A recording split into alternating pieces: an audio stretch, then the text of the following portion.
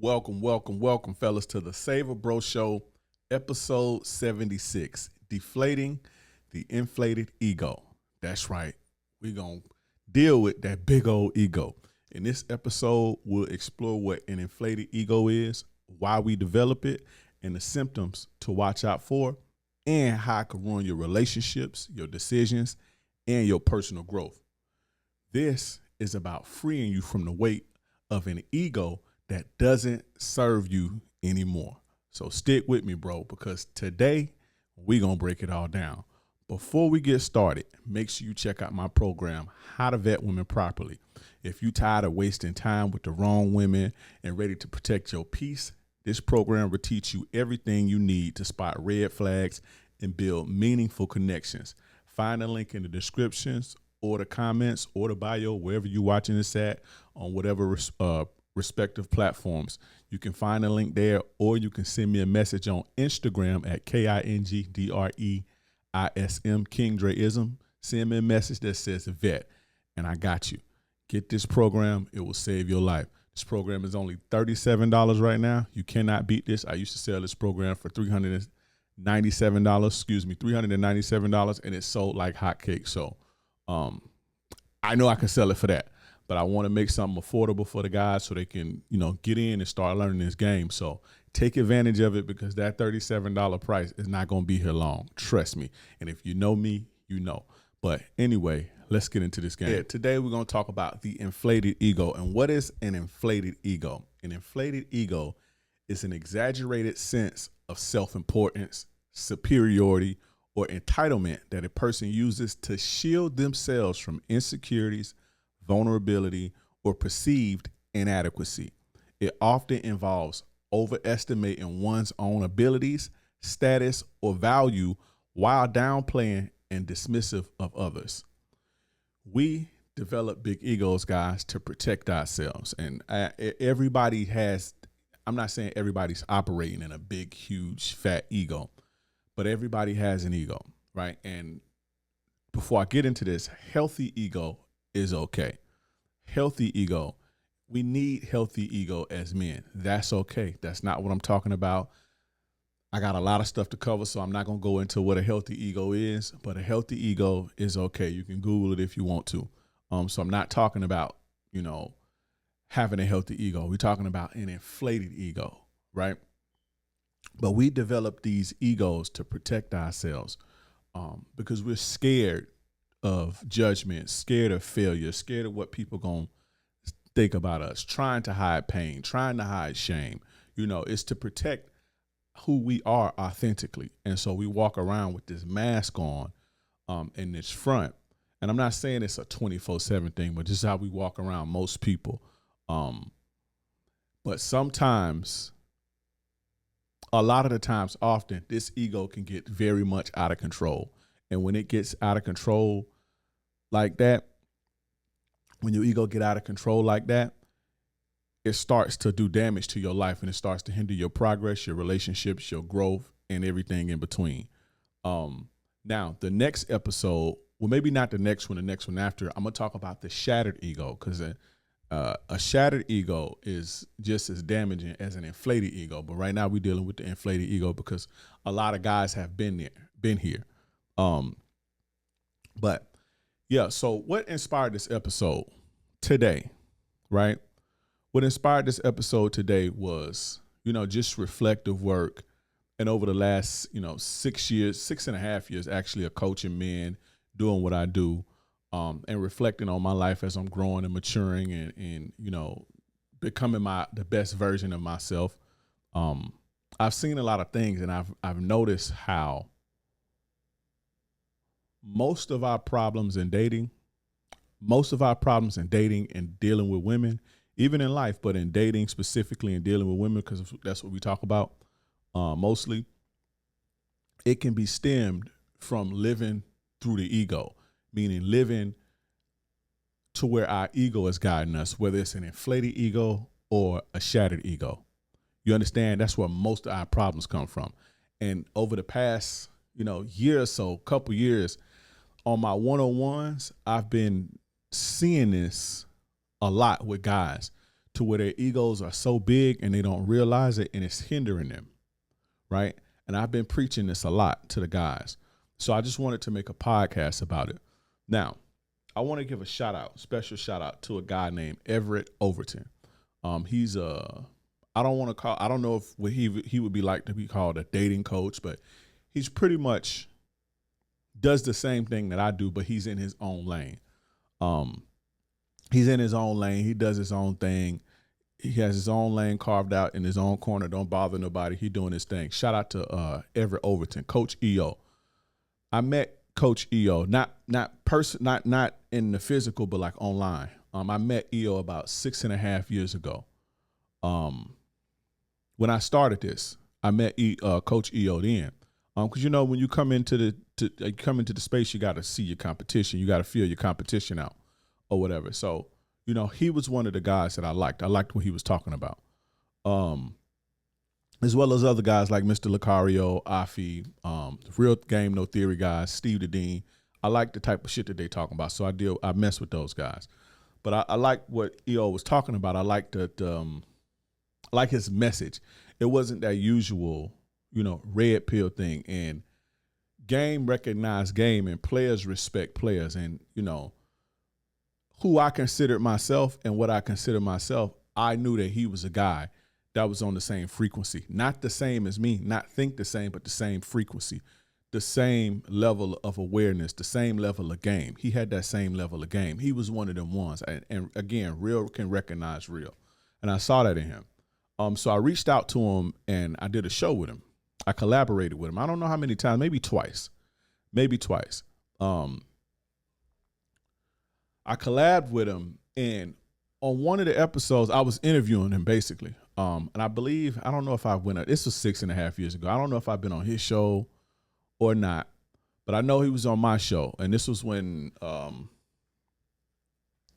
my show used to be called How to Be a Player. I started this whole thing with How to Be a Player because I was, I was on some, when I came into this, I was on some other shit. But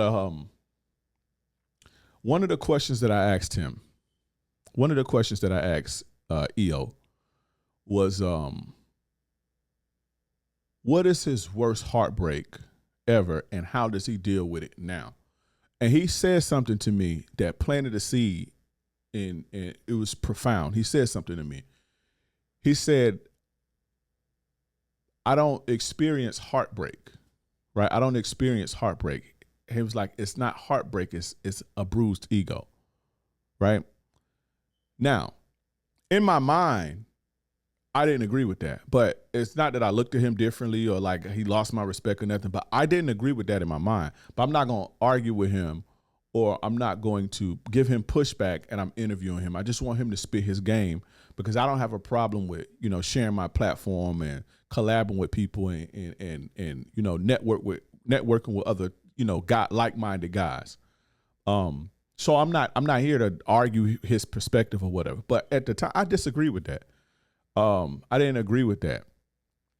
But he was explaining that, it's not heartbreak to him. It's not heartbreak at all. It's your ego is being shattered. Your ego is being bruised. And I didn't agree with that. And my thought process at the time was,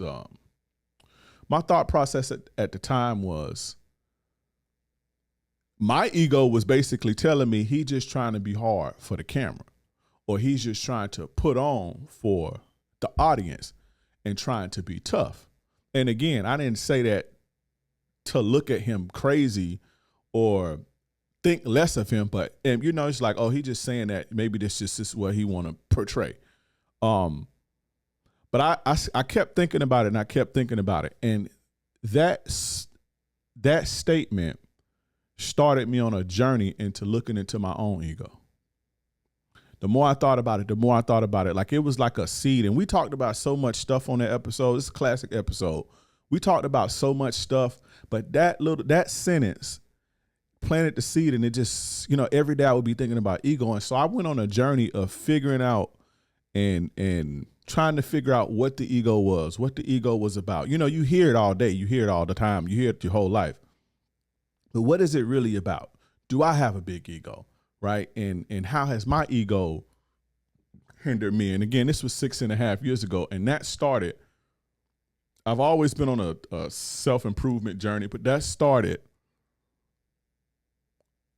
for me, that started me to look inwardly at how I viewed myself, you know, and how I portrayed myself to the world. Very profound. And, you know, I would like to thank him for that statement. At the time, I didn't agree with it. Again, I didn't challenge him on it or nothing, but in my mind, I didn't agree with that. You know, I just thought that he was trying to be tough for the camera. But what he said was true. And I'll get into that, you know, a little bit later. And he's older than me. And so you got to respect people who, you know, you respect people who you respect anybody, but, you know, sometimes when people are older than you, they've been, you know, they farther on their journey than you are on yours. They've lived longer. They have more experiences and they have different experiences. So, you know, you got to respect that. But yeah, that sparked something within me to dig deep and to learn and do research and to pay attention around me. And, you know, I realized that a lot of my problems in my life, especially when it comes to women, a lot of my problems in life came from my overinflated ego. And I was living through that ego. When I was in the streets, I was portraying something. I don't want to say that I'm not, you know, because it is what it is, but that's not what my mother raised, you know, and that's not who I am now. That was pretty much a phase, and I had to do what I had to do for me to get where I thought I needed to be, right? And so, you know, throughout my whole life, it was just living through this ego and dealing with women. It was living through this ego, putting my game down with women. It was dealing through this, you know, through this inflated ego. My relationships with people through this big old ego, right? And I began to check that around 6.5 years ago. I began to put that in check and start the work to put that in check. And I'm in a much better place now. And I want to help you guys do the same. So again, shout out to Everett, Coach EO, Everett Overton. Y'all can go check him out. He has a channel. He does the same thing. You know, I respect him. I like what he do. And I like that he stay to himself. He don't bother nobody. He in his own lane. I like guys like that. You know, that do their own thing and don't be worried about nobody. They, you know, they in their own lane and they don't fuck with nobody. They don't bother nobody. They don't disrespect nobody. Because that's the way that I am, you know. But that's what this is about. Pay attention to this guy's healing my ego. And I still have work to do. This is a journey. Putting my ego in check has drastically improved the quality of my life, improve my money, improve my relationships with people, improve my relationships with my children, my family, my mother, my brothers, my brother, you know, sisters. And I'm not saying I was just this egotistical, narcissistic asshole maniac. That's not what I'm saying. But it made the quality of my life much better in this journey and putting that in check. Even to the way that I deal with my fans and my followers and my supporters and my clients, you know, but we'll get into that in a minute. But let's get to this game, guys. This is an important episode. I want you guys to pay attention, take notes.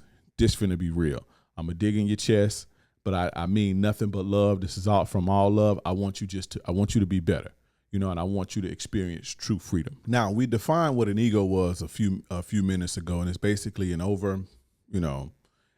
exaggerated sense of self-importance, superiority, or entitlement that we create or that we use to shield ourselves from insecurities, vulnerability, or perceived inadequacy. That's basically what that is.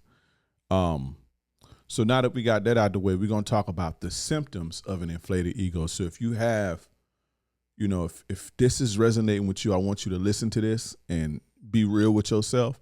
If you have any of these things, and the more you have, the more egotistic you are, and you're probably narcissistic, if you have all of them. But the more of these you have, the more these, you know, the more inflated your ego is. So the first symptom of an inflated ego is an overestimating one's abilities. Now, this can actually work for you, you know, in some cases, but overestimating your abilities will definitely cause you to crash. meaning you oftentimes bite off more than you can chew, as far as with women, with life, with business, with, whatever the case may be. You think your skills, or you think you have it in you to take on said challenge or do whatever. You overestimate your abilities, right? You overestimate your abilities. And when you are not rooted in reality, you tend to take on tasks and take on adventures that's pretty much impossible. Now, if you're a religious guy, you believe in God, faith can move mountains. We know that. But it is true. However, you still have to be smart about doing things. You can't lift up a car, right? And an overinflated ego will have you thinking, I can pick this car up. Or, I can just,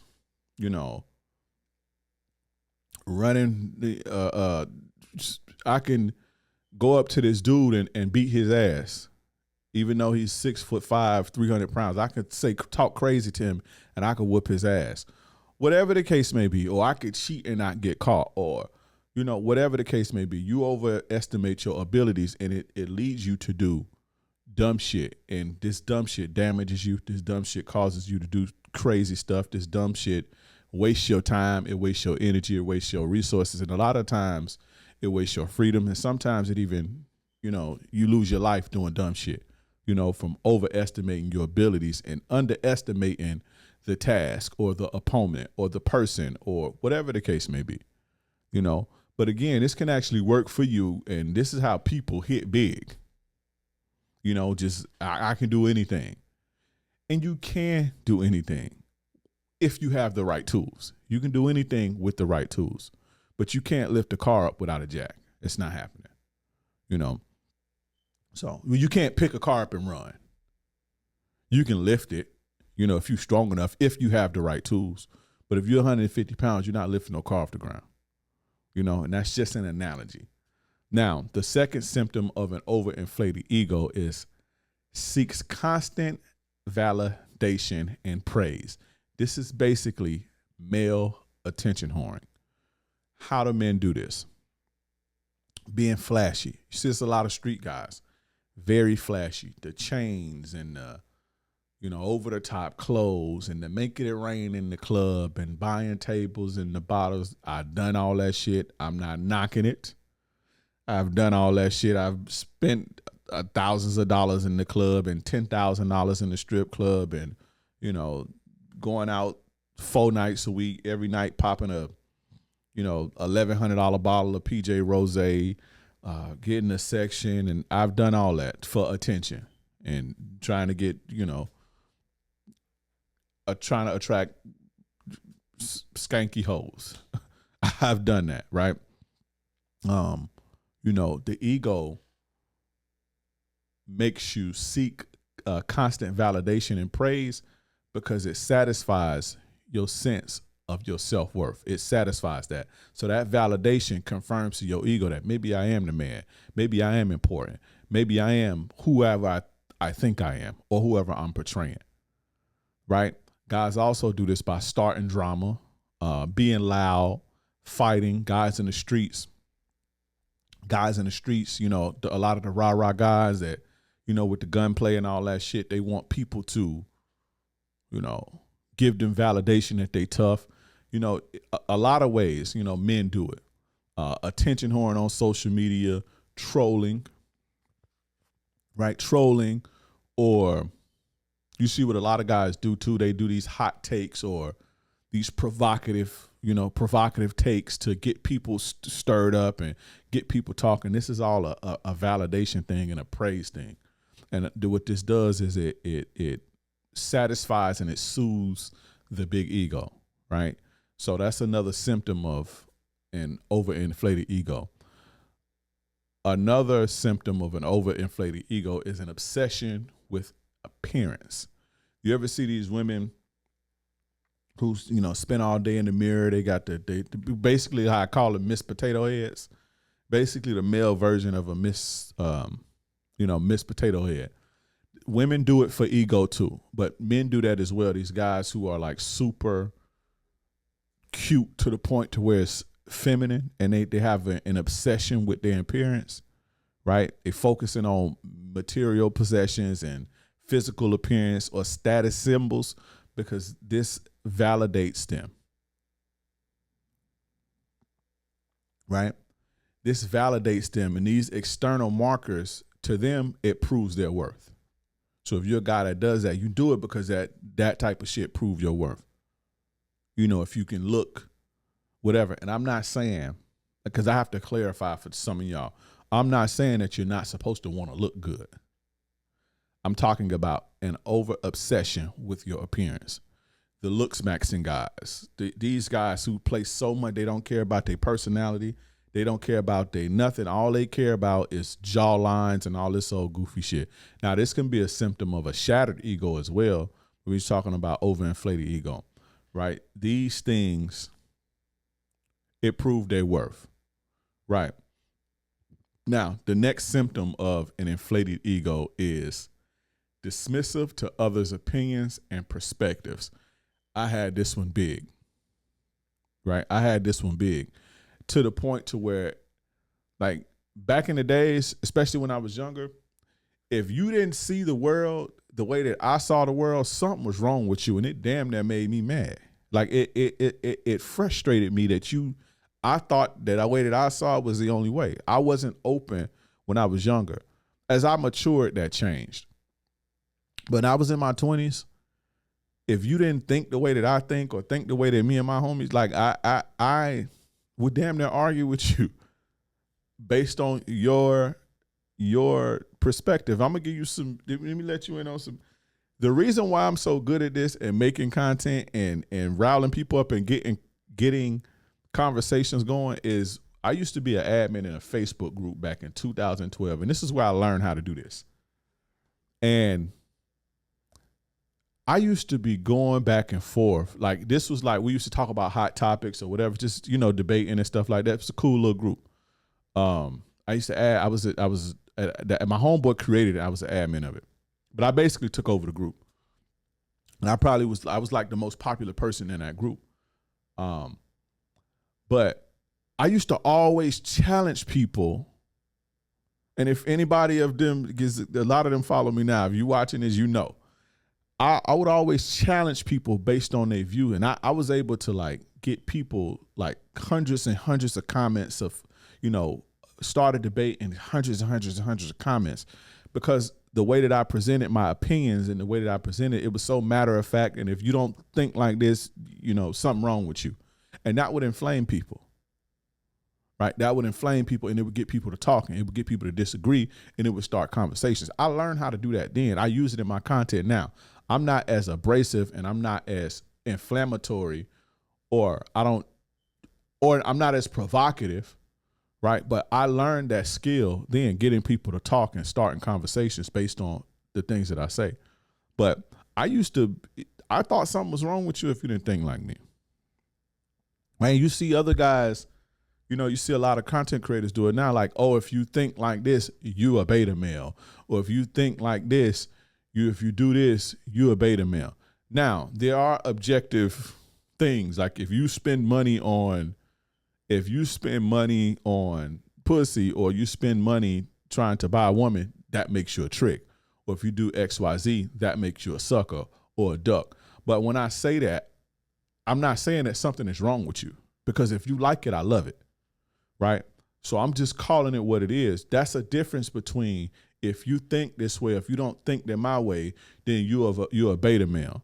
So if you don't, this is why you don't see me do this. If you date single mothers, you a beta male. If you date single, if you care about a woman's body count, if you don't care about a woman's body count, you a cuck. Like that type of shit, to where you feel like if somebody don't live the way that you live, or share the same perspective of you, then somehow they wrong, or they crazy, or whatever the case may be.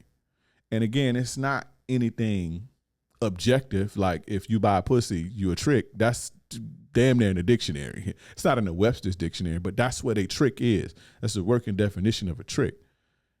You don't see me say stuff like, and if I do, my apologies, but I go out of my way not to force my opinions and the way that I live my life onto people. Now, it may seem that way because I'm giving game and I'm coaching, but I'm coaching, right? But if I'm having a conversation with a dude and I'm like, he's like, well, single mothers is, you shouldn't date single mothers. I'm not going to argue with him and force my opinion on him. That's what he believes. If he want to date, big women, or he like white women, or whatever the case may be, that's what he like. I don't. 10 years ago, if we talk long enough, we'd damn near fight over that. Because I just thought something was wrong with you if you didn't see it the way that I see it. That's an overinflated ego. The next one is, the next symptom is overdependence on success, right? Feeling empty or worthless during periods of failure or stagnation. I've coached a lot of guys like that, to where if they don't hit their goal, they feel worthless, they feel horrible, they feel bad, they feel down in the dumps. You know what I'm saying? Tying your self-worth entirely to your achievements, your wealth, and your recognition.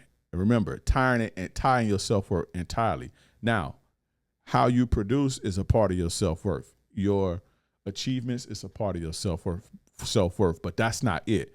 When you see guys tie their whole identity to their achievements, that's an overinflated ego.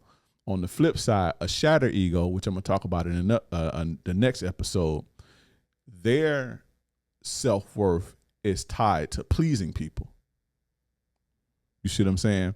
So, yeah, that's overdependence on success. That's a symptom. The next one is a superiority complex. Looking down on people, right?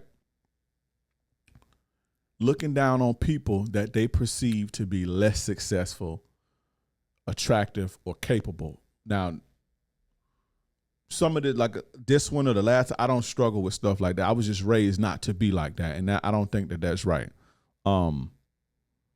I don't want to say that I thought that I was better than people, like if I got more money in the streets than them, because my whole time in the streets, the majority of that shit, I was broke. You don't just get in the streets and you just come up overnight. It was years, and you had been in the streets years and years and years before I started figuring it out, but even then, you talk about, you shit on haters and stuff like that. You go out of your way to shit on people who don't like you. But even then, I never looked at people like they were less than, because I understand that it can all change just like that.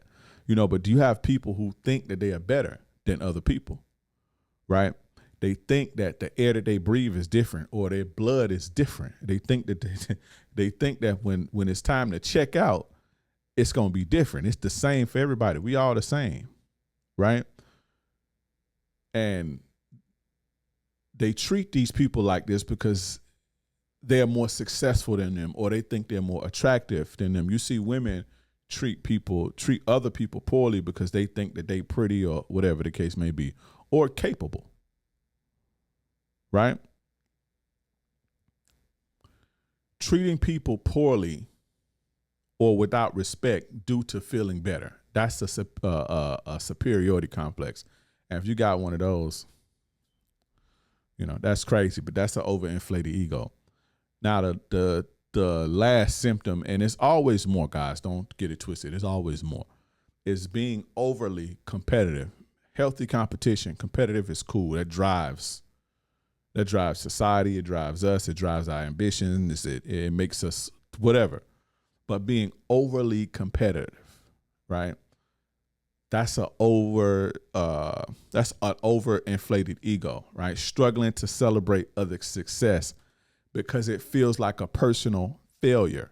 Haters have inflated egos, or they have shattered egos, but haters have ego problems, right? It's hard for them to celebrate you. It's hard for them to give you light or give somebody else light, because somebody else shining represents failure, their personal failure, right? That's an ego thing. I see sometimes, you see it a lot of the times, you know, with content creators, and I know there's content creators that do this. Like if you in a chat, or if you paying attention to they and not just dating coaches, you see it a lot of the time. I always see this. I've been seeing this since I've been watching content creators or whatever the case may be. Like if you watching somebody's live stream, if a person that's like this, if somebody mentions somebody else, not necessarily promoting them, but they shut it down. They'll block them in. Don't mention nobody else but me in my chat and this type of shit. That's a big ego. That's overly competitive, right? You're supposed to always, throw another player a bone, or you should always salute another player or pop your collar to another like-minded individual. You're always supposed to do that. Now, you ain't supposed to get no air to no buster or no sucker. You don't get no air to no buster. Busters get no air. Suckers get no air. Fuck niggas getting, excuse my language, get no air. Pussy niggas get no air, excuse my language. Bitch ass dudes get no air. You don't give them airs, but you respect a player. You don't, all that, don't mention nobody. That person's scared to share the light, or they're scared to be overtaken. They are overly competitive, right? Another way that people are overly competitive, or the way that this manifests, another way that it manifests is constantly trying to one-up people in conversations or achievements. I can't fucking stand people like that. But that's another symptom of an overinflated ego. Now, are there more symptoms? Yes, but these are the main ones. But now that we got the main symptoms out of the way, let's dig in your chest and let's get to the root causes of an inflated ego. Now, these are the root causes of an inflated ego. And again, keep it real with yourself. And I'm doing this so you can understand where it come from. When you understand where it come from, you can make peace with that, heal, and move forward. The first root cause is insecurity and low self-worth. When you see a man with a huge ego, it more than likely stems from, it could be this, him being insecure and him having a low self-worth. And so he creates this persona to hide that from the world because he doesn't want people to see that, right? A persistent feeling of not being enough, whether it's attractive enough, smart enough, or successful enough. This internal void leads to overcompensation through an exaggerated self-image, right? Where does insecurity and low self-worth come from? The most common places it comes from is childhood, neglect, or over-criticism. If your people neglected you, or if they was always critical of you, you're going to have this. Another cause of low self-worth and insecurity is abuse. If you were abusive, your mother was abusive, or you didn't have your mother, or your dad was abusive, or whether physically or verbally or sexually. You understand what I'm saying? Childhood neglect, abuse, or criticism causes insecurity and low self-worth. If that's something that you struggle with, go to therapy, make peace with your people, because people can only give you what they know. And that's not saying to forgive or whatever the case may be, or treat people special now, or treat them like it never happened. But you have to understand that your parents can only give you what they know how to give you, and as an adult, you have to rectify it and move on. Now, your childhood, they're responsible for you, building a healthy sense of self. But if they didn't do that by their behavior or their words, then, as an adult, you have to rectify that, and you have to do what you got to do to move on and stop carrying that baggage around. You understand? Another one is unrealistic expectations. This causes insecurity and low self-worth. Like if you was a child and you were held to impossible standards, right? You may grow up, or you might have grown up feeling like you're never good enough. You develop an ego, an overinflated ego, to make yourself feel good and feel better. Another thing that happens in childhood that causes, this insecurity and low self-worth is being compared to others. Being compared to others leads to inferiority, and you create the ego to feel superior. When you see people when you see people who look down on other people, they have a superiority complex. This is where this comes from. They really feel inferior. They really feel inferior, and they are creating this ego or this persona to feel better about themselves. So now the next root cause of an inflated ego is fear of vulnerability. And it's something I think pretty much all men at some point struggle with, right? Fear of being emotionally exposed, leading to the creation of an ego to avoid showing weakness or imperfection. Vulnerability for men is perceived as a threat to self-preservation, being weak, being vulnerable, right? Social conditioning, man up, be a man. This causes that fear of vulnerability, right? Trying to appease or be attractive to women. This causes that. I can't open up to her because she gonna think I'm weak. She gonna lose attraction to me. She gonna feel this. She gonna feel that. You have to get to a point, fellas, where fuck how I feel about you or think about you, because that's where I'm at in my life. If I feel like crying, I'm gonna cry, and if she don't like it, if she ain't attracted to me, she can go on about her business. But I'm not going to carry around weight. I'm never gonna carry around weight to make somebody else feel good or to appease somebody else's feelings or be attractive to some woman. That's out, you know? And social conditioning makes us do this, and we carrying around weight. And this weight that we carrying is literally stressing us out, and it's shortening our lifespan, you know? Fear of rejection. When you get rejected, you get exposed. You feel exposed. You feel naked. It don't feel good, right? This is one of the causes of fear of vulnerability. Now, the next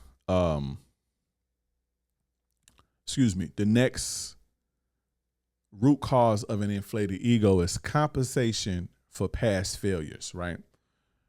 When you fail, when you take an L, you put a chip on your shoulder, especially a shoulder, you put a chip on your shoulder. I be talking so fast, especially if somebody else was the cause of you losing, right? You put that chip on your shoulder and you develop this, you know, it's a reaction to previous setbacks. Or when you get rejected, right? You got rejected in high school. You see it all day today. You see it all with content creators, the world today. These motherfuckers got rejected in high school, and now they up, or they in a better position, and they've developed this persona, right? And they basically overcompensating for the fact that a chick rejected them in high school, right? Losing in a basketball game or whatever the case may be, taking the L, taking a setback. In order to compensate for that, you go overboard to prove your worth or fix a wounded self-image, if that makes sense. Right? Shame around failures, right? The shame that come with taking an L, taking a loss, you know, taking a setback. Society often ties failure to personal inadequacy.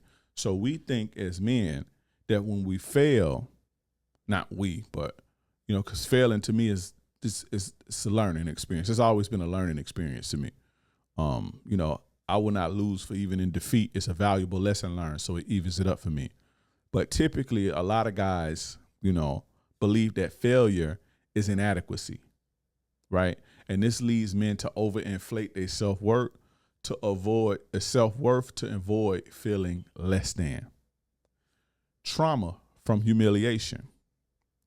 Early experiences of public or social humiliation can make a man feel the need to constantly prove himself or protect himself. I'm going to give you a quick story real quick, and I'm not going to tell the whole story, but I got in trouble one time. I got in trouble one time when I was a kid, 7th grade. I'm not gonna go into the story of what happened, but I got in trouble, and as a punishment for getting in this trouble, I did some real dumb shit, and then I followed it up with more dumb shit, some super dumb shit. I'll tell it another time, but I know if I start telling, I'm gonna go on a whole rant, and I don't want the podcast to be too long. But I got in trouble, did some dumb shit, followed it up with doing more dumb shit. I basically got suspended and tried to trick my mama, and I went to school, and I'm thinking I'm gonna skip all day. So I got in more trouble, and they did school resource office and all that shit. And so when my mama actually found out the double whammy, that I did some dumb shit, and then I was suspended, and I went up to school and got caught and all that. Anyway, when I was suspended, she made me write an apology letter to the person that I did the dumb shit to. She made me write a long apology letter, and she was gonna make me, and I was gonna have to read it in front of the cafeteria. I wrote the letter and everything, butterflies in my stomach. As I was getting ready to do it, the assistant principal, I don't know if he's still alive or not, but shout out to him, because he was old back then. He stopped her, and he was like, "This is going to make him worse. He don't need to do this. I think he learned his lesson just going through it and writing that." And he learned his lesson. And thank God that my mom listened to him. She listened to him, and I didn't have to go up there and read this. To me, that would have been public humiliation, right? When people are, especially children, early in childhood, because our brains ain't really processing things correctly. When we take shame or humiliation in public, we always feel the need to either prove ourselves or protect ourselves. Well, men, you see a lot of these videos where people, they beat their children in public and they shame their kids in public or whatever the case may be. This makes it worse. Yeah, the kid may learn a lesson or whatever, that you don't play that bullshit, but it makes the person worse because now they have to prove themselves to people, or they have to develop this bullshit character to protect them, their authentic self, and they walking through life on some fake bullshit, So that's another symptom of an overinflated ego. Compensation for past failures. Now the next, I said symptom, root cause. That's another root cause of overinflated ego. Compensation for past failures. Another root cause is the childhood environment, your upbringing. Early experiences in your family or upbringing that shape your self-esteem or your perception of your worth, right? You see this with I've seen this a lot. Kids that got excessive praise. Excessive praise is good. As a parent, praise is good. You the best. You perfect. That, too much of that, or an excess of that without balance creates entitlement and a sense of superiority, right? You see these kind of kids in high school and in college. Life humbles men who are like this, though. Men mature out of this phase very fast. After college and after high school, because you see it in high school, you see it in college. If that man cannot create a life for himself where he's getting the same praise that his mother and his parents gave him, or excessive praise, if he can't sustain that, he will be humbled very fast. And a lot of the times it's not even the mother or the parents' excessive praise. You get excessive praise from your accomplishments. Like you see the guys that was real good at football and Little League. A lot of these guys had, going into high school and college, they had overinflated egos. And if they couldn't sustain that coming outside into the real world and create a lane for themselves to where they can keep that level of praise and validation going, life humbled them real fast. Life don't really humble women, though, until they get older. So women, a lot of the times, women don't really get disciplined like that if they come from a non-toxic background. They don't really get disciplined like that. And they get a lot of praise, right? Especially from boys. Especially prettier women, women in general. They don't get disciplined like that because growing up as a, girls are typically more quiet. Boys, we loud and rambunctious and, breaking windows and all this old shit. Girls are quiet and sneaky about their dirt, so they never get caught. But girls go through life and grow up to be women, and they continuously get this praise from men. Even if the accomplishments stop in high school or college, they used to be the valedictorian or the beauty queen and all that, best dressed. Even if they go through life and they have 3 or 4 kids by 3 or 4 different dudes, life don't really humble them until they stop getting this praise and this excessive praise and this validation. Men stop getting that shit after college. If he don't even get into college if he don't go play sports and continue to get that. But after you don't make it to the league or do something big or blow up on social media or whatever the case may be, a man stopped getting that shit in college. Women, not so much. Right? And so this excessive praise, again, it leads to entitlement and a sense of superiority. Building more on the childhood environment, the upbringing, the root cause of the overinflated ego is neglect, abuse, or criticism. But I talked about that before, right? Lack of emotional support or, growing up without your parents, growing up without a dad, growing up without a mama, or validation from parents, it leaves wounds that lead to ego-based overcompensation. So being neglected, being criticized, overly critical, and there's no praise, there's no balance, then, children tend to grow up and develop a overinflated ego. Next is societal or cultural expectations. Pressures to meet cultural ideas of masculinity.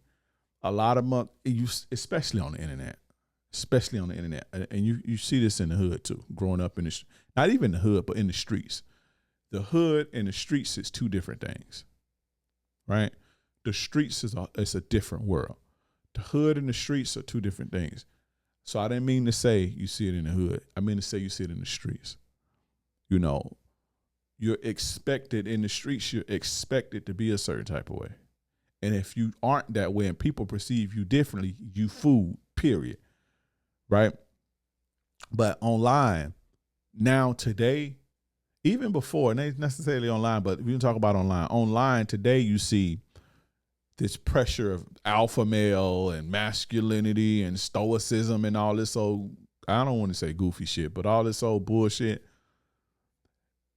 And I'm a coach. I create content. I see it all day. I see the robotic bots in my comments with these fake personas.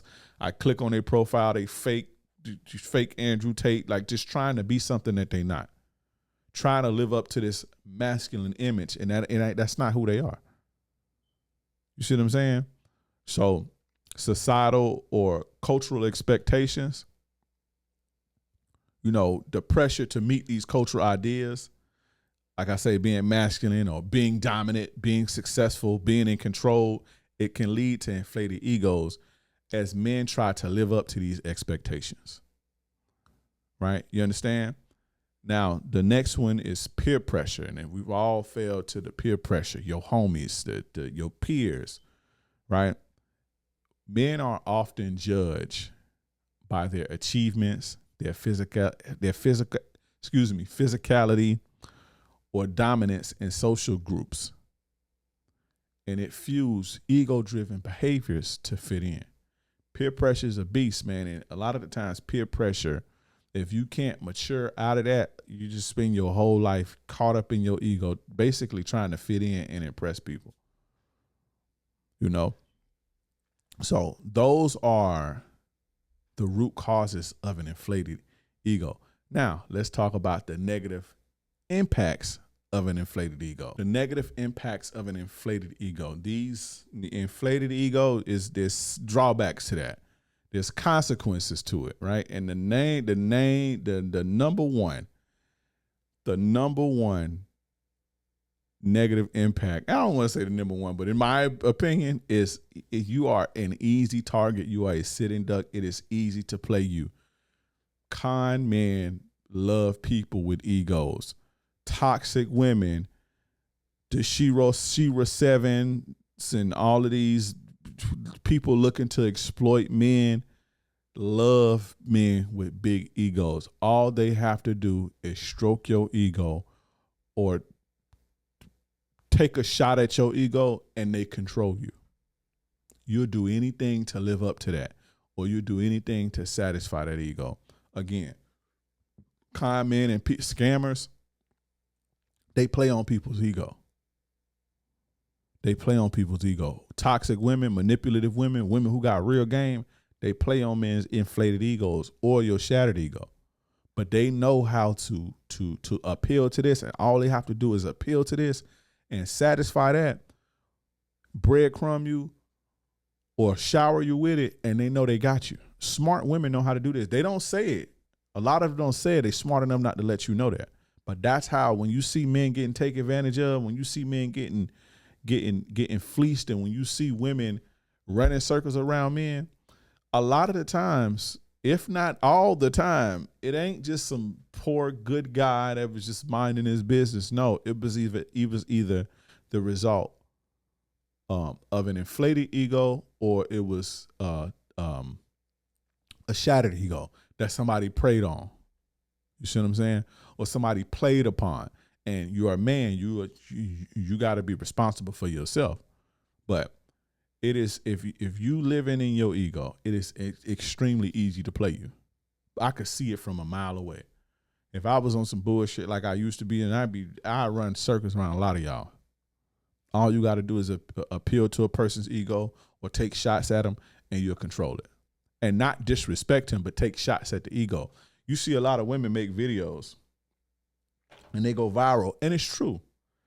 It was one lady, she was saying, all you got to do to get a man to just spend whatever money on you, just say, she was telling women to say stuff like, I understand, it's hard right now, and it's the economy, and, and dudes will literally, like, in order to, like, it takes a shot at their ego, and in order to satisfy their ego, dudes will come up off their money to prove her wrong. And it worked like a charm. I don't even like react to those videos and be like, oh, they bullshit, they toxic, because they not lying. They are 100% true. And I think I am going to react to it and say that. They don't be lying when they say that. It's a lot of y'all that all they got to do is, it was one girl even saying, you stroke the ego by saying, I just love when you treat me, I just love the way that you treat me. And I just love that, even if you don't, she was saying, even if he don't treat you good, just blow his head up, and he gonna try to live up to that. Operating in your ego, man, you basically a sitting duck. You're a duck. You easy to get plucked. You easy to get ran circles around, right? Now the next negative impact is you think your game, you think your skills, you think who you are as a man, your masculinity, whatever. You think you have the skills to fix shit that can't be fixed. You think you can fix bullshit. You think you can fix that funky, toxic, funky, ain't shit woman. You think you could fix her. You think you could fix that business it ain't going nowhere. It's a waste of time. You think you could fix stuff that can't be fixed. You think you important enough, or you think you good enough. You overestimating your abilities to think that you can save a whore, or you can make a whore housewife, or, you're going to waste a lot of time. You're going to waste a lot of energy. You're going to waste your life living through your ego. The next is bad decision-making due to distorted perception. If you are operating in your ego, you don't see the world for what it is. You're not rooted in reality. And that's one of the things that I had to learn. You're not rooted in reality. My whole life, it was a series of bad fucking decisions. Bad decisions because I'm operating from my ego. Right? And when you make these bad decisions, you gonna pay for them. Who a person is, where they are, is the sum of all of their decisions. If a person is in a bad spot, they are the sum of all of their decisions. If a person is shining and thriving, they are the sum of all of their good decisions. It ain't luck. It ain't really got nothing to do with it.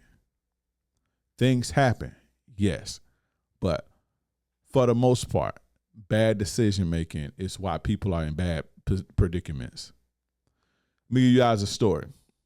Quick story on what I mean by bad decision making. When I was younger, I was dating this chick, right? The chick, I told this story before, but I went in depth, right? But I was dating this chick, and this is what ego does to you. I was, 19, 20, getting a little money. I thought I was more than I was. I was dating this chick, and the chick did me kind of dirty, whatever. She kind of whatever. So I go holler at her homegirl. I'm trying to get back at her. I go holler at the homegirl, her friend that she hang out with. Guess what? I grabbed the homeboy. I said the homeboy. I'm tripping. I grabbed the homegirl. I damn didn't want to say their names so y'all don't think it's no funny shit, right? But, and if you own that, you own that. I ain't, I love everybody, but it ain't that. But I grabbed the homegirl, right? And if you know me, you know what I'm talking about. I get the homegirl. I bag the homegirl. Now, both of these chicks are very attractive. I get the homegirl. I put the moves on the homegirl. But the homegirl put the moves on me. However you want to call it. So in my mind, I done got back at her. I got her homegirl. I got them, they feeling funky with each other. And they hang out together. They party together, all this old shit. So in my mind, I'm thinking I'm big king shot. Not even realizing, and this is again, my ego, I couldn't see reality. In my mind, my ego thinking I'm the man. They on Dre meat. They on Dre nutsack. I got game. I'm that dude. They can't resist this. That's my ego. And my ego think that that's real. In reality, what I did, I just bagged the same type of chick who did me dirty. They fucking friends. They hang together. Birds of a feather flock together. I just got the same type of chick and brought the same type of chick into my world. Looking at that in reality, what else would you expect? What do y'all think happened? How do y'all think that ended? She played me too. They the same person. They friends. They hang out together. They party together. They sleep at each other. They damn near best friends. She did me dirty too. She did me even worse.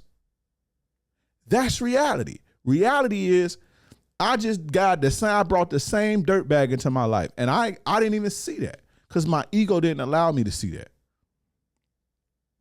They the same fucking person. You see what I'm saying? Bad decisions. I've made a lot of bad decisions in my life, but that's one of the ones that stand out, So another negative impact of an inflated ego, and this is important, stress and drama from the constant conflict from taking everything so fucking personal. When you believe that you are as important as you think you're so important and you think you just overly, whatever the case may be, you believe that everything is personal. You believe that everybody's out to get you. You think everything somebody's saying to you is a personal attack. And so it's a lot of conflict, and it's a lot of drama. And if you're the type of person that's non-confrontational, you isolate yourself. Right? You isolate yourself. But people who with an over inflated ego, they tend to believe that, everything somebody says is a personal attack or somebody meant to do something to them. They really believe that somebody just thinking about them, right? I saw a video of maybe a couple years ago, and this sums this up perfectly. And you can tell that this guy is operating. He's being his authentic self. See, when you operating in your ego, you're not being your authentic self. And I get on into authenticity in a minute. But this guy, somebody stopped him in the mall to do a street interview. And the interview was a mall interview, whatever. And while he was trying to talk to the guy, somebody walked past and like in between the camera and the person, and they kind of like interrupted the thing by just walking past. And the dude who was interviewing the guy was like, man, you see this old shit? And dude was like, people are people. Like, you know, you can't stress shit like that. He was like, he said, never attribute to malice what you can attribute to incompetence. Changed my life. That one statement changed my fucking life. Right? Never attribute to malice to what you can attribute to incompetence. Meaning, why believe that somebody's doing something to you and not believe that the person is just a fucking idiot? Or the person don't know what they doing? Or the person ain't even worried about you and they just going about their day? Like you say, people are people. And we in a public place recording, people gonna walk by. See what I'm saying? But you could tell that that dude was operating from a healthy space in reality. Give you another story. I was with my girl one day. I was with my lady. This is when we first started dealing with each other. And we was out of town. We was at a hotel out of town. And it was one of them, you know, one of them nice ones with the restaurants inside of them and all that shit. And so we got there at a certain time, and I called what I thought was the front desk. I called and I was asking them, hey, what time is the restaurant still open? They got a restaurant. Is it still open? Because I was hungry as hell. And he told me, yeah, it was open, right? So I'm like, boom, bet. I'm like, what time it closed? He told me what time it closed or whatever. So I'm like, well, I'm taking my time. So I go down there. We go down there and it's closed. I'm mad as hell. I'm mad now because I'm hungry, right? And so I'm finna go confront the dude at the front desk. Like, I'm finna go say something to him because I'm like, why the fuck did you lie to me? And so my girl like, nah, don't do that, because he probably wasn't the one. When you call the front desk, a lot of the times it's people not in a warehouse, but it's like a call center. And you have people in the call center and they don't be knowing what the fuck going on. They just reading off a script. So that's probably what I wasn't trying to hear that shit. But she know because she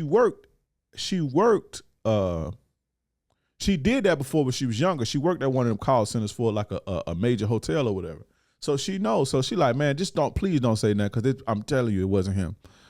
It took everything in me not to go say, like, bro, why I just called down here. You told me this shit was open or whatever. Or you told me the times and all that. And I wanted to go say something to that dude, but I'm glad that I didn't, because she was right. I'm glad that I didn't, because she was right. But I took that personally. I took that like, this dude, like, why would he lie to me? And my ego, right, is like, and again, this is just a journey. This is just a couple years ago. And this is already after I'm trying to, you know, heal my ego and be grounded and all this. I'm not perfect, right? Here it is. I'm thinking that I'm just that fucking important that somebody take their time out of their day to lie to me. You see what I'm saying? That's my ego thinking. But that's not fucking reality. That somebody just let me lie to him. No, the dude that know what was going on, that was reality. Dude didn't even know what's going on. So I'm finna cause some problems and make somebody day hard or make somebody day stressful because of what the fuck I got going on in my head. And I'm glad that I didn't do that. Cause I don't want that. I don't want that to be my legacy. I don't want people to remember me as that. Now, I'm not gonna let you play with me. If you play with me, I'm not gonna say something. I'm not gonna walk away. I'm with all the bullshit, you know. I'm not gonna let nobody play with me. I'm not gonna be violent with nobody. But if I have to get straightening or check somebody, I will. But I now know the difference between when somebody's bullshitting me or when it don't really got nothing to do with me. But yeah, man, that type of stuff, though, I said all that to say that type of stuff causes a lot of stress and drama into your life. Right? You have this perception of being attacked. Trauma. You think everything somebody say to you, you think it's a personal attack. Somebody criticize you, you think it's a personal attack. When I was on this journey, I go to therapy a lot. That's one of the things I used to talk about. And when I first started doing this, especially when I first started like getting feedback and I started getting a following, some of the comments would literally like make it inflame me. But I'm not realizing that people are just being them and they providing their perspectives, man. You know, so when I first started, I argued with a person. Now I still may debate with a person, or I still may, you know, go back and forth with different perspectives. 9 times out of 10, it's for engagement because it makes the post look better. When you click on it, if I can add 20 comments going back and forth with a person, if I got time, number one, it helps the algorithm and thinks that this is a hot topic and people want to see this. Number two, when you strolling and you see 100 comments, that looks better than 2 comments. You're more than likely click on the 100 comments than the 2 comments. You see what I'm saying? So you'll see me going back and forth, but it's strategically. Before, I used to be going back and forth like, when I first started doing this shit, yeah. But I thought everything was a personal attack and not people just sharing their experiences. Now, that's something that I have to accept a different perspective because I'm not like that. I don't go on videos like provide my perspective, and I don't do that. I don't believe that I'm that important that somebody cares about what I have to think. Now, am I important? Of course. Especially, I've built myself up to be important. I'm an important person in this existence. But I don't believe that my opinion matters that much to where if I see a video I disagree with that I should leave a fucking comment and stop. I don't give a fuck about that. Now, if it's engaging enough or whatever, or if it strikes me enough, cool. But most 99.9% of the time, I'm not leaving no comments. So that's something that I just don't understand why people do that and they give the unwarranted opinions on people's shit, but I didn't understand that at first, and I would give everybody the smoke, but yeah, that causes a lot of drama, perception of being attacked. Another negative impact of an inflated ego, and I'm trying to move along, I don't want to get too long-winded, is the me against the world, right? This me against the world outlook, it isolates you. Right? It isolates you. And in the 48 Laws of Power, some real game is in that book. It tells you isolation is dangerous. You don't build a fortress to protect yourself. Isolating yourself is dangerous. You cut off your resources. You don't have hands to lean on. Many hands make light work. It's hard to do anything alone. It's hard to be successful alone. It's hard to coexist in harmony with people alone. We are not, as humans, we are not designed to be alone. Connection is everything. But when you operate in this ego, you kind of take a knife to that connection because you think everybody out to get you, because you take everything so fucking personal, right?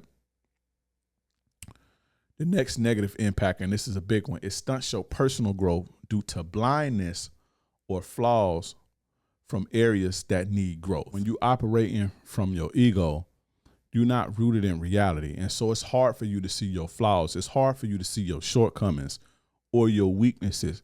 And if you can't address those weaknesses, if you can't address those shortcomings, especially things that can change and that can better you, you won't address them.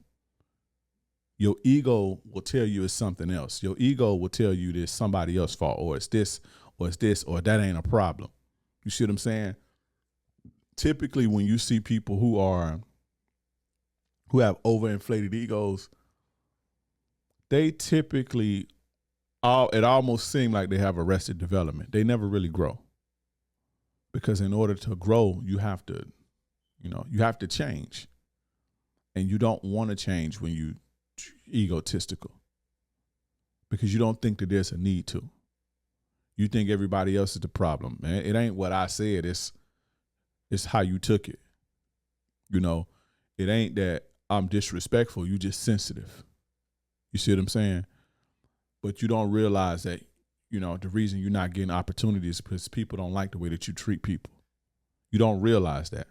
And so you think the reason that nobody don't want to work with you or, give you an opportunity or whatever is because they hating on you. They don't want to see you shine because you're going to overtake their shit. This is how your ego trick you into believing.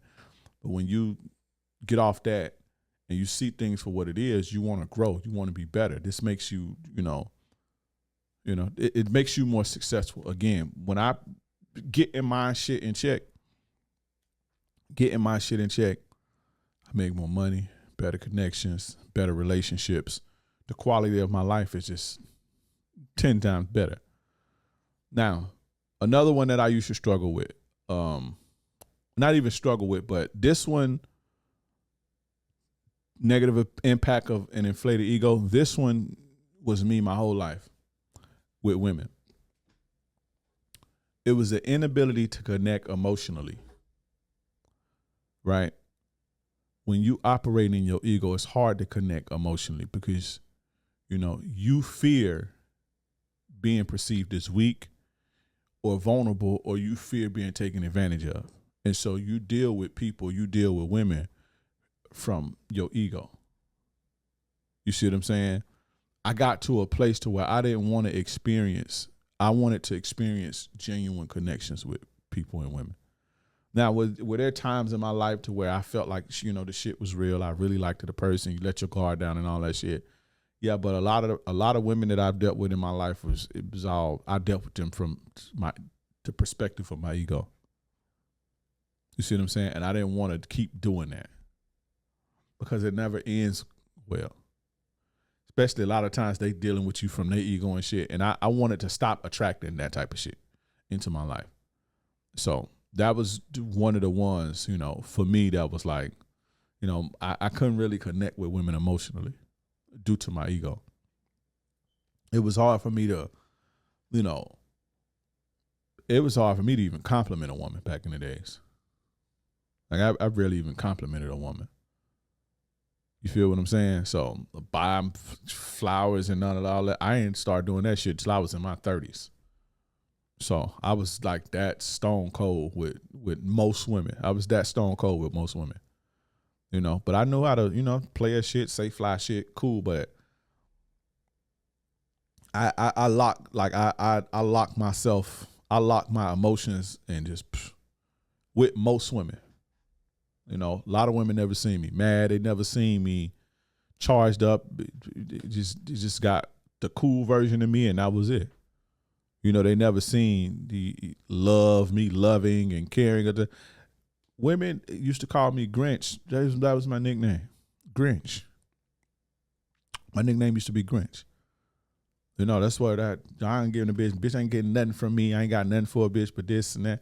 My homegirl start calling me Grinch, and that just, it kind of, you know what I'm saying? That's my Cash App. That's my Cash App. Still my Cash App name right now, Grinch. But yeah, that was my nickname. But that was why. But those are the negative impacts of an inflated ego. Now we're gonna talk about how to heal this inflated ego. So we talked about the problem and how and why and the negative impacts. Now, let me give you some game. I got to give you some game. I got to come with the solutions. This ain't the crybaby corner. This ain't the, we don't just cry and kumbaya and hug over here. We going to fix our shit over here. You understand? Let's get into it. Now that you know why you're borderline narcissistic, now that you know how you became borderline narcissistic, now that you know the negative impacts of your borderline narcissism, I'm just joking. We're talking about your big old ego. Now that we know why and how and the negative impacts, we're going to talk about how to heal it. And this is stuff that has worked for me. Number one, practice self-awareness. The ego thrives on denial and overestimation of your self-worth. When you become aware of your strengths, weaknesses, and blind spots, it dismantles those illusions. You got to become aware of your strengths. You have to become aware of your weaknesses and your blind spots to dismantle the illusions. And when you know your weaknesses, when you know your blind spots, when you know the holes in your game, you can fix it. You can grow. Ask yourself every day, could I have done better in this situation? Like that situation, with the hotel shit, and I was going to, check the dude or whatever. I asked myself that night, like, am I really tripping? And I came to the conclusion that I was tripping. Let me check myself. You see what I'm saying? Could I have done better? Could I have responded better? Did I handle that correctly? Ask yourself that. You know what I'm saying? The next way to heal an inflated ego, or to deflate your ego, not even heal, because it's not like you damage, but you do damage to yourself by operating in an overinflated ego, is to embrace humility, right? Humility is the antidote to arrogance. It reminds you that growth comes from acknowledging you don't know every fucking thing. You don't know everything. One of the things that I learned very, very young is to shut up and you don't know every fucking thing. One thing that I did have a lot that I practiced was humility. And I got favor with a lot of guys who were above me in certain areas and certain, you know, like in the streets, you know, getting plugs or whatever the case may be. When I was in jail, there was a guy that was, you know, big time or whatever. And I was young. He was 30 at the time. I was like 20, 21. But, you know, I showed humility and I sat up under that dude and I soaked up so much game, but he liked me because I wasn't a know-it-all knucklehead. Now I was, don't get it twisted, but I knew not to display that, especially around certain people. Just shut up and, you know, act like you don't know, even if you do. You know, one of my, you know, mentors in this shit, as far as the you know, the business and all that shit go. When he first met me, he didn't know I knew. He didn't know that I was as wise and as smart and knowledgeable and thorough as I was. He didn't know that. You know, humility. That made him cling to me more. It made him want to teach me the things that he knew. I wasn't on no know-it-all. It's sometimes, oh shit, my watch went off. Sometimes if I'm talking to somebody, even if they tell me something that I already know, I don't be like, oh, I know that already. I don't say that because it's annoying when people do it to me, number one. But I just like, you know, I appreciate that. I appreciate that bone. Even if I know the shit already or knew it already, you know, embrace humility, right? Another thing to embrace humility is admit mistakes openly, even in small situations. If you fuck up, say you fucked up. Let me drop some game on, you know, when you try to appear too perfect, people grow resentment and people want to see you lose. When you don't right your wrongs or you don't apologize when you're wrong or you don't admit your mistakes, especially in relationships, when you don't admit your mistakes, you grow resentment in the other person. Well, a resentment starts to grow in the other person. And when people resent you, they start resenting you. And a woman can be with you and resent you. They want to see you fail. They want to see you fall. They take delight in you falling. You know, even as content creators are on a public stage, when you got people who they can do no wrong, they think they perfect, they have these big old egos and all this old shit, people delight in seeing them fall. People make fun of them when they fall. Like, an example, Myron. Every time Myron, something happened and people can't, they delight in that. Destiny, people, they delighted in him. They delighted in his girl leaving him and cheating on him. Not necessarily cheating on him because he had an open relationship, but they delighted in his woman. They delighted in his woman leaving him because of his persona on the internet, the way that he carried himself and the way that he spoke about or spoke to other people, the way that he treated other people. But then you see instances of where, you know, a celebrity may fall from grace or whatever the case may be, and everybody come to their aid. Everybody want to see him get back up. You know, so that's just some game.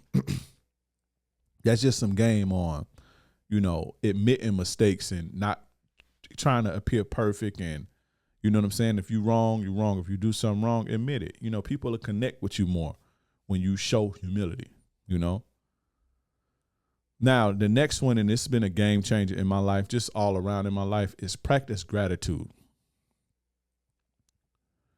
Practice gratitude. Gratitude is pretty much the foundation to success for everybody. And I'm not going to talk about it in that context, but, you know, recognize and show appreciation for how others contribute to your success or your well-being or how they help you. You know, when you can show this and you can recognize it and you can, you know, show appreciation, this will ground you. Right? This will ground you. Surround yourself, too, You know, another thing that'll ground you and make you more grateful is when you surround yourself with people who are more accomplished and smarter or stronger than you. You have no choice but to, be grateful and ground yourself. Now, next, the next way to heal or ground yourself, let me say ground yourself and not heal, is stop seeking validation. Big egos crave constant praise to feel secure. You gotta break the cycle of trying to seek validation. Right? And if you are going to seek validation, if you want to seek validation from other people, let it at least be for good deeds. Helping people, serving people, and I get on that in a second. Giving to people, being productive, helping people, contributing to this world if you're going to seek validation. But stop living to be validated by other people, especially guys. It will make you a much better man and a much more attractive man when you stop living to be validated by fucking women. I'm going to say that again. It will make you a much better man. It will make you a much more attractive man when you stop living to be validated by women.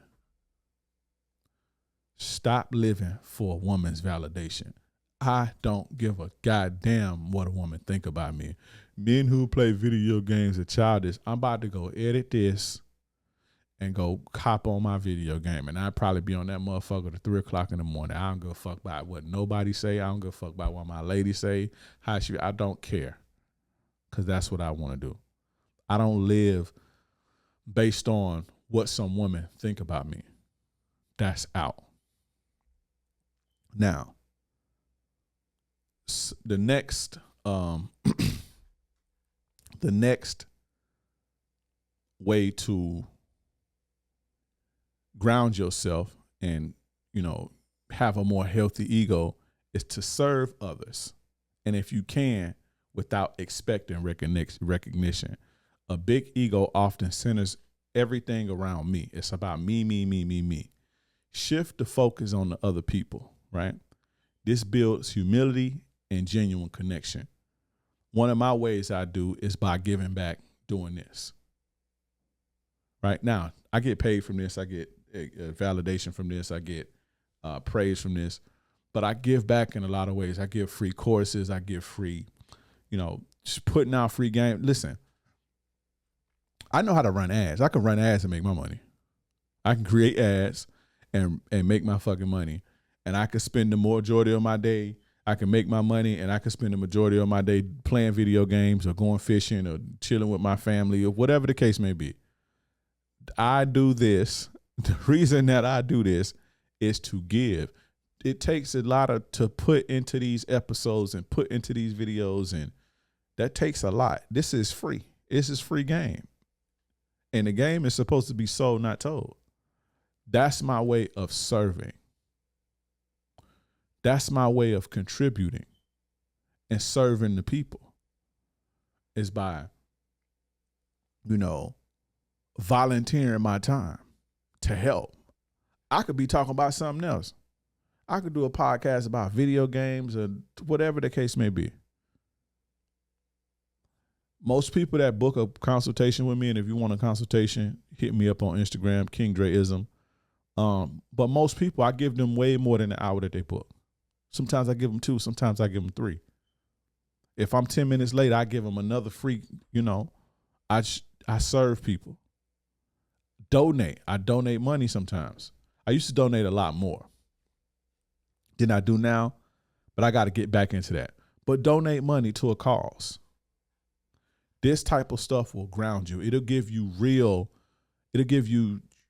positive feelings. Not the made up positive feelings, not the made up shit that serve your ego. That's fake positivity. That's a fake feeling. I'm talking about real fulfillment by serving, giving, donating. One of the main ways, and I say this for last, you have to say the best for last. Say the best for last, man. This is profound. one of the best ways to ground yourself and to get your ego in check is to live authentically. Be authentic. Live through what's in your heart. Live through your values. Live through what's truly on the inside. You present that to the world, not this fake version of you that you created to protect yourself, right? When you live authentically, you are no longer trying to protect or project an inflated version of yourself. Instead, you showing up as your true self, flaws and all, which attracts deeper, more meaningful connections. Let me tell you something. When you put your true self out there, you attract the women who are for you. If she like who you are authentically, then she's for you. That's the one for you. A lot of y'all right now with women right now who you gave your representative to, and she gonna leave your ass when you get comfortable and the real you come out, because that's not what she signed up for. And a lot of y'all, that has happened. You've been with a woman for 6 months, a year, your ass got comfortable. The reason they tell you, oh, you can't get comfortable because she gonna leave. The reason they tell you that is because that's ego shit. That's ego shit. I'm comfortable off the gate, from the gate. I give who I am. And if they don't like it, they ain't for me. The reason you can't get comfortable and the reason you got to keep living a lie and living a fake version of yourself, and you can't get comfortable and you got to stay on your toes and so she don't be unattracted, is because you've been faking. And I don't even want to say faking, because it's not necessarily faking. It is in a way, but I don't even want to say faking. But you've been giving a person the representative. You've been giving a person that's not really who you are, right? And a lot of y'all have been in a situation when your girl said, you've changed. You're not who you used to be. And a lot of y'all right now, that's coming, that's in your very near future. You are going to hear that very soon, because you operating outside of yourself, your true self. You understand? It also creates inner peace. Authenticity is powerful. It creates inner peace because you are aligned with your values. Inner peace. Real peace. Because you live in the way that you want to live. You live in based on what's in your heart and your values. You cannot beat that. This is where genuine confidence comes from. Genuine confidence. The confidence that's really attractive, which is far more powerful and superior than the false bravado and the false macho and the false masculinity of an inflated ego. I'm talking about real masculinity. The masculinity that says, I don't give a fuck what nobody say about me. I don't give a fuck what nobody think about me. I'm going to do me, and I'm going to live by what's in my heart. That's masculinity. And I'm going to do it unapologetically. That's true masculinity. Let's talk about, I want to help you how to be more authentic, right? And this is all going into, grounding your ego, healing yourself, balancing yourself, getting your ego in check. Now, as far as authenticity goes, if you want to be more authentic, if you want to live, be the authentic version, if you want to present your authentic self, right? Discover your true self. Many people don't live authentically because they don't know who they are. They are the version, or they are the person that's living up to other people's expectations, or they are the person who somebody else says they should be, or they hanging on to a content creator's words and ideals. And you see the shit in comments all day. Just go look at my comments and you'll see robots. You'll see people who are not being authentic to themselves. They repeat everything somebody else say. They have the same opinions and ideas somebody else say. They don't know what they want in life. They don't know who they are. And so the version that they give people is fake, and they wonder why they can't get women. They wonder why women don't stick around, and they wonder why men don't respect them. Discover your true self. If you don't know them, discover it. Spend some time with yourself and get comfortable with your true self and learn to love your true self. That's real self-love. Embrace vulnerability. Authenticity requires the courage to be seen, flaws and all. Vulnerability chips away at the ego by proving that you don't need to be perfect to be valuable. Take me, for example. I get on this motherfucker. I don't give a fuck if I got a haircut. I done wore this sweater 10 times probably. This is what I had on today. This is who I am. Flaws and all, you gonna get this good game though. For sure. I put myself out there. It be sometimes I forget to clean off. I have a lint on my face or whatever the case may be. And I could easily take the video down and do it. And I leave it up. I don't care. Say what you got to say. I don't care. If you let that stop you from getting this good game, you don't need the good game and you can continue to struggle for all I care. Right? But once I start, embracing vulnerability and, being vulnerable and just presenting my authentic self, man, you become unstoppable. You become unstoppable. And that's something I've been, even before this whole journey,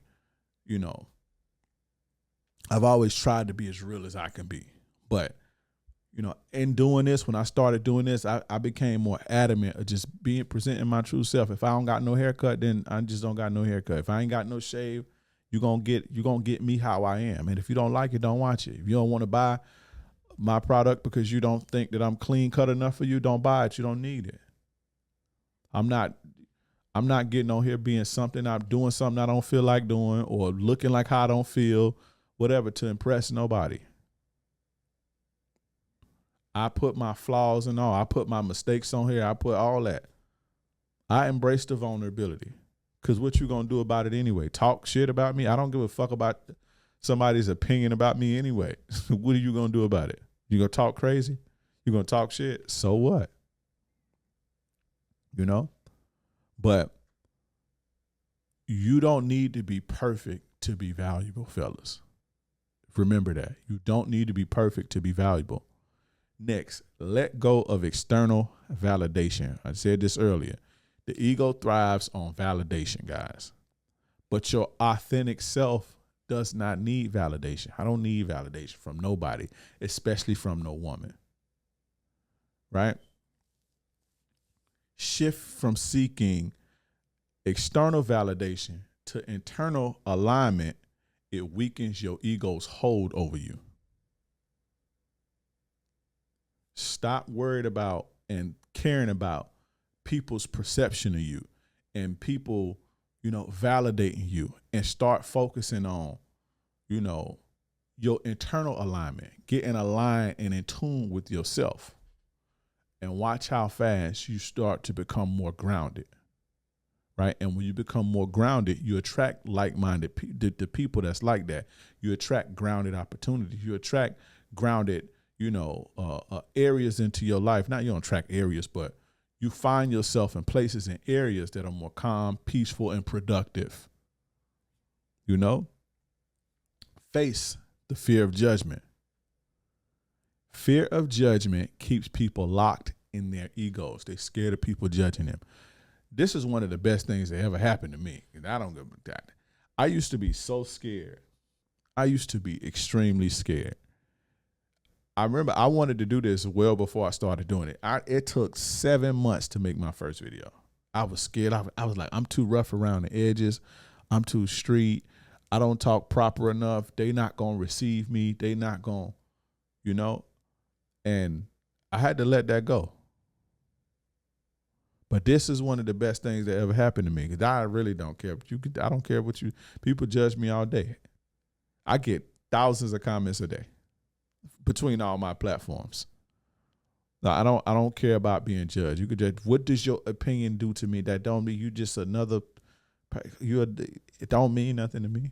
Now I do appreciate constructive criticism. Don't get it twisted, but I don't give a fuck what you think about me. I don't. Sometimes I think that that's a flaw of mine, that I don't care what people think about me. I don't. This is why I talk about what I want to talk about. It's cool to say don't date single mothers. I could be more popular if I got on here and bash that. It's cool to say care about her body count. I will go on against the grain and I will stand on that hill by myself if I had to. I prioritize women who treat me good over her body count. That's what I prioritize. I don't care what you think about me because of that. But when you locked in, but my content come off more authentic. That's why my guys that's supporters and that's in this, a part of this thing that we got going on, they some of the realest guys ever because I put my real self out there. I don't put a fake version of me out there. Some days you get me and I have a haircut and I be fly and cause that's how I feel. I got on jewelry, that's how I feel. Some days I get on this motherfucker, I ain't had a haircut in 3 weeks with a shirt that got lint on it, all type of shit. That's how I feel. And you gonna get this good game, period. And if you don't like it, don't watch it. But when you face that fear of judgment and you tackle it head on, man, it's so freeing. That's a part of being authentic. Focus on contribution over comparison. Ego, again, is self-centered. Constantly comparing you to other people. Authenticity, when you live in authentically to what's in your heart, it shifts the focus to how you can contribute and make an impact instead of living up to the comparisons of other people. This is why when you live more authentically and you live, you put the real version of you out there, a lot of the times you become way more successful or at least happier, but that's authenticity. And I wanted to say this before I get out of here. Going back to what EO said, Everett Overton, Coach EO. Going back to what he said. And his name is Coach EO. That's not my personal coach. I've been saying Coach EO, but that's his name. If you type Coach EO in YouTube, he'll come up. But I get it now. I get it. It's for the past few years or however long, when I start digesting that, breakups don't hurt me. Women, it don't hurt me. That's the space I'm in now. It don't hurt me. Now, does it feel bad if you have an attachment to somebody, especially if they provided you value and you don't have that no more? I'm not saying you don't miss things or, you don't feel like, damn, that's crazy, but like heartbroken, and I don't feel that. I don't feel that. And it's not because I'm cold. It's not because I'm cold. It's just I don't operate through my ego. And when you don't operate through your ego, you realize that how can you be broken over something that doesn't serve your greater good? When you're operating from your authentic self, you prioritize your greater good. You prioritize what's best for you.